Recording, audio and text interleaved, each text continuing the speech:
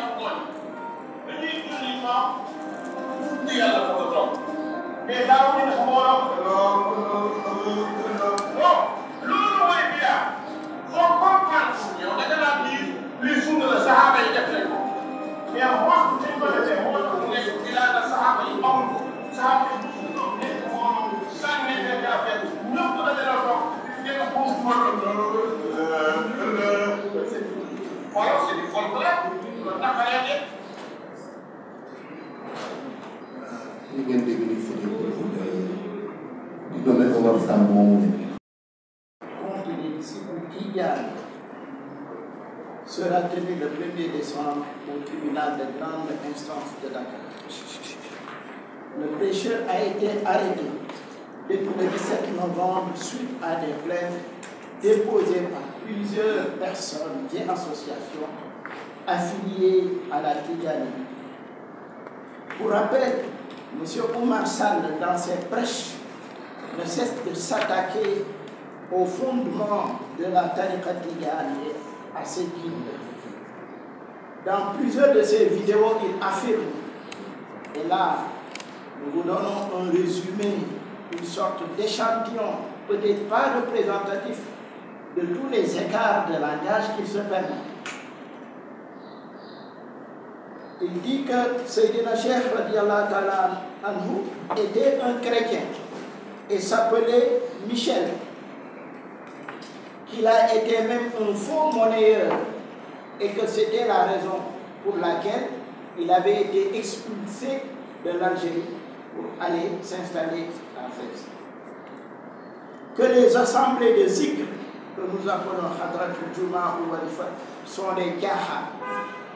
Que les disciples Tidjane ne faisaient pas l'appel à la prière de Takussan sur interdiction des djinns, parce que, ose-t-il inventer, Sayyidina Cheikh avait fait un pacte avec les djinns, et ceux-là, dans les exigences, interdisaient l'appel à la prière pour le Takussan.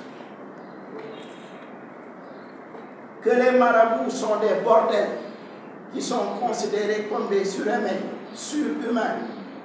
et d'autres énormités du genre aussi fallacieuses qu'irrévérencieuses. Tout récemment, ces propos sur la Halatul Jumu'ah et la Walifa qui taxe de folklore ne sont que des provocations et offenses de trop pour que les fidèles blessés dans leur foi décident de faire cesser ces blasphèmes. Nous précisons par ailleurs que notre objectif étant de faire cesser les attaques contre la tariqa par M. Sall, nous avons tous été ouverts au dialogue avec lui. D'ailleurs, des contacts ont été établis avec lui avant la plainte par des talibans. Ces derniers n'ont pas réussi à le raisonner. De la même manière, des bonnes volontés ont voulu faire une médiation pour un règlement à l'amiable, mais leurs démarches ont été soldées par un échec du fait justement de ses proches, dont celui qu'il appelle son maître, le docteur Ahmed Lo, qui a tenu avec d'autres des propos irresponsables alors que les victimes avaient décidé de retirer leur plainte sur sollicitation de respectables médiateurs.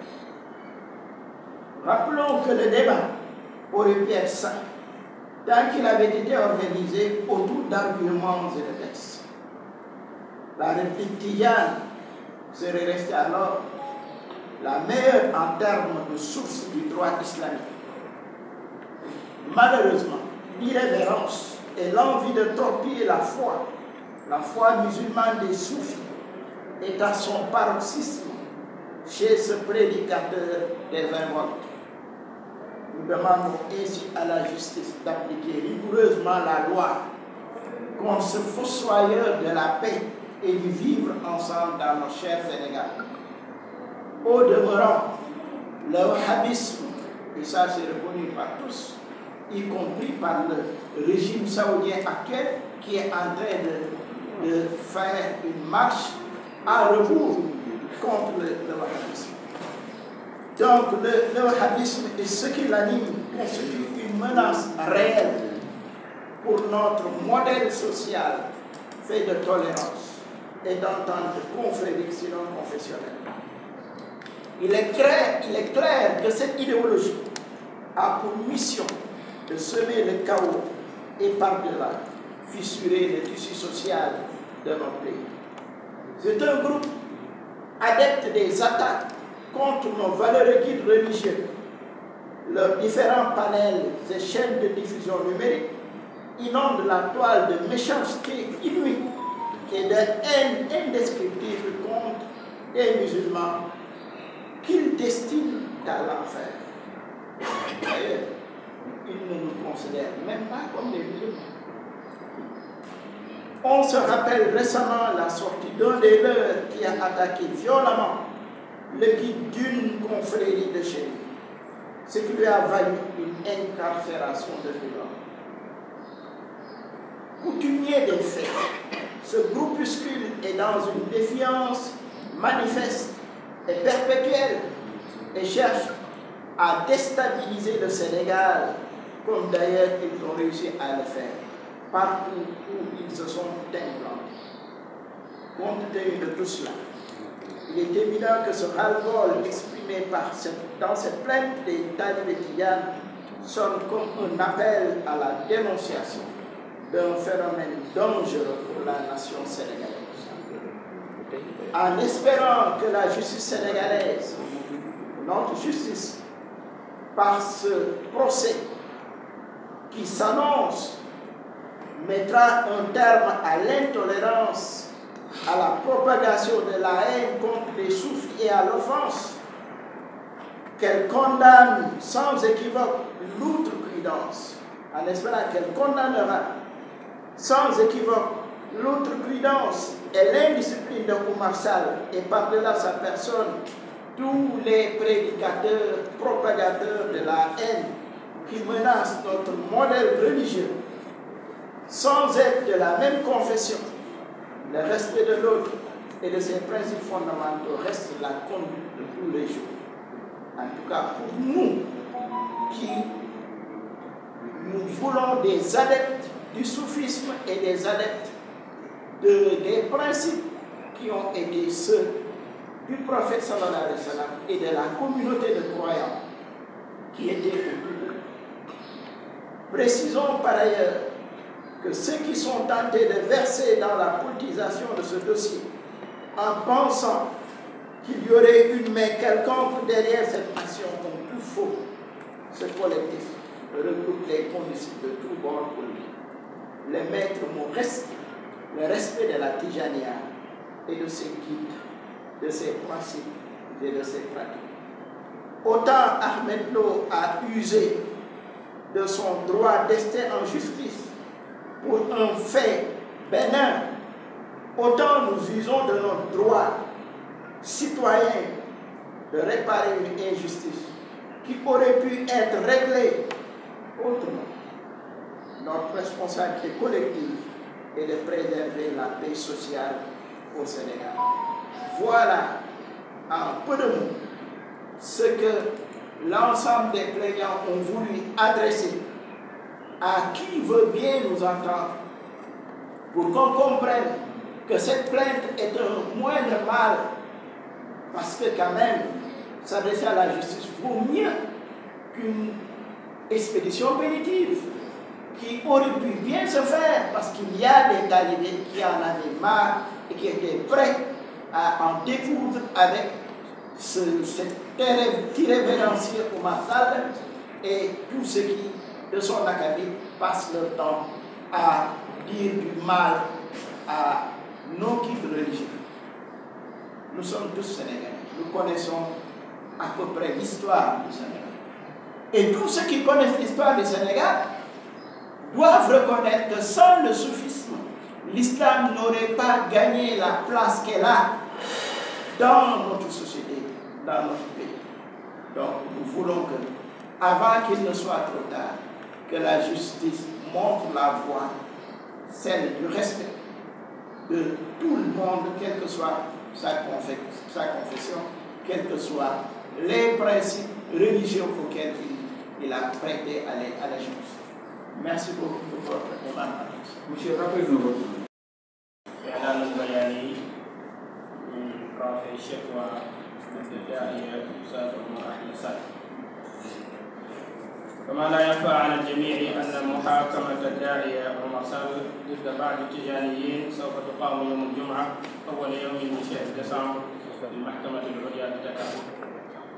وهذا الداعية ألقي عليه قبض منذ اليوم 17 من نوفمبر جراء شكاوى مقدمة على طاولة القضاء من قبل العديد من الأشخاص والجمعيات المنتسبة للطريقة التجانية. وللتذكير نقول إن هذا الداعية عمر سال في دعوته إلى ما يراه سنة لا ينفك يهاجم مبادئ التصوف عامة والطريقة التجانية على وجه الخصوص، وكذلك مشايخها العلماء الخيرة، فيسمها ببدعة أي الطريقة ببدعة ضلالة وأهلها بالمبتدعين الضالين، علما أنه لا يسمى فلان مبتدعا عند علماء الإسلام إلا إذا خالف أهل السنة والجماعة في أصول الاعتقاد لا في الفروعيات وفضائل الأعمال، بل هو يذهب إلى مدى أبعد من تجريح العقائد فيؤكد بصريح العبارة متهما شيخنا أحمد التجاني رضي الله عنه وهو إمام هذه الطريقة أنه ولد كافرا يدعى ميشيل ثم أسلم، ويسم ساخرا الوظائف اليومية للذكر بالطريقة التجانية على أنها مجرد عبث لا تمت إلى الدين بصلة، ويسخر من الذاكرين التجانيين في كفهم عن مطلق الكلام أثناء الذكر على أن ذلك ليس من الإسلام في شيء. ومن بين أقواله السالفة ما صرح به أن التجانيين لبثوا ردحا من الزمن لا يؤذنون لصلاة المغرب أو لا يصلونها لأن شيخهم عقد اتفاقية مع مردة الجان على ذلك. وصنف المشايخ وسادات الطريق أنهم من جملة الفوضويين الذين يلعبون بالدين ويعتبرهم الجهال مقدسين فوق البشر، إلى آخر ظهوره داعية إلى ما يراه منهجا للحق، يصرح فيه في ظهوره من خلاله أن هذا الاجتماع للذكر أو الذكر الجماعي في يوم الجمعة مع نشر ثوب وجلوس الذاكرين حوله متمايلين بصوت واحد الله الله الله، يقول هذا لعب ولهو وفلكلور باسم الدين، فمن ساءه ما قلت فليمت غيظا وكمدا. فاتضح على رؤوس الأشهاد أن هذه التصريحات والتي قبلها ليست إلا هجمات عنيفة على نهج صوفي سلكه كثير من أفراد هذا المجتمع السنغالي إن لم نقل أكثر. وعلى هذا نعلن ونؤكد أن مقصودنا الأعظم هو السعي وراء إنهاء هذه الهجمات المتكررة والاتهامات الفارغة من هذا الداعية المسمى عمر أحمد سال، لا أن يكف عن الدعوة إلى ما يراه ويعتقده فذلك من حقه، ونحن منفتحون دائما أمام الحوار العلمي الهادئ النزيه، وكم حاولنا اللجوء إلى حلول أهدأ مما نحن فيه الآن ولكن دون جدوى، وفي ذلك نهض ذو نوايا حسنة ليعملوا بساطة في الأمر لسحب الشكوى المقدمة، لكن أيضا ذلك في النهاية لم يتم لردة فعل غير مرتقبة من إخوان الداعية مثل ما سمعنا من الدكتور محمد أحمد لو المؤكد أنه إن كان عمر سجن من أجل قوله فستملأ السجون بهم جميعا لأنهم قائلوه حتما لأنه الحق والحق أحق أن يقال. هذا في وقت توافقت فيه كلمات المظلومين على سحب الدعوة بطلب من المسؤولين من الوسائط، فزاد ذلك التصريح من ذلك الدكتور تعقيدا للأمور وبلة على الطريق. نعلم جميعا أن الحوار يمكن أن يكون هادئا ما دام مؤسسا على البراهين والنصوص الساطعة، والطريقة التجانية تعتبر رمزا للصمود أمام الحوار العلمي الهادئ بدليل وفرة كتب الردود العلمية على المناوئين، فهي طريقة العلم والعلماء تزخر المكتبة الإسلامية بردود سادتها العلمية. أما الاستخفاف والاستهزاء والرغبة في نسف عقائد المسلمين قد بلغت ذروته من خلال هذا الوعظ التعريضي المستهدف والحوار اللا علمي المنقول. وعلى المحكمة السنغالية تطبيق القانون كما ينبغي على كل من يعكر صفو التسامح الديني والتعايش السلمي في بلدنا الغالي السنغال. علاوة على ذلك فإن الوهابية كما تعلمون وعملاءها تشكل خطرا عظيما على أمن وسلام كل بلد حلت فيه، لأنها أي الوهابية لا تقبل إلا نفسها، فهي واقفة موقف أنا المحسن وحدي وغيري حق عليه العذاب، فهي إن لم تستعمل الإرهاب المسلح للتدمير والتفجير والقتل باسم الدين والجهاد كما في كثير من البلدان، فإنها تستعمل إرهابا لفظيا عبر التكفير والتبديع والتفسيق والتضليل، كما نعيش هذا الواقع المؤلم باسم الدعوة إلى الحق.